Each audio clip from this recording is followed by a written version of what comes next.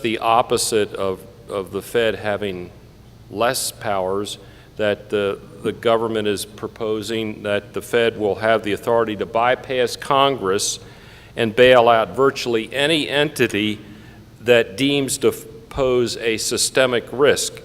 And I understand that there are like 500 banks that are on the list that are allegedly too big to fail.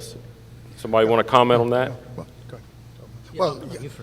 Well, the basic theme involved there is starts with perhaps reading a brief essay that Alan Greenspan wrote when he was 40 years old, when he was a Randian, called Gold and Economic Freedom. The world went off the gold standard because of the rise of statism, the rise of the welfare warfare state. And the economists, unfortunately, were behind that.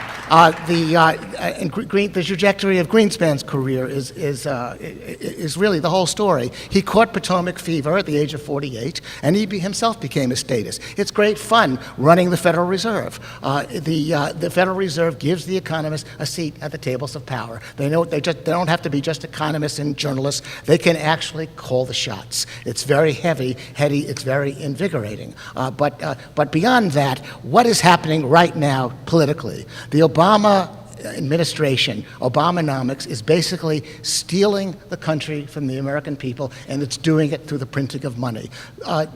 Deficits don't matter. Of course, that's what Dick Cheney said, and Dick Cheney was a part of that same problem.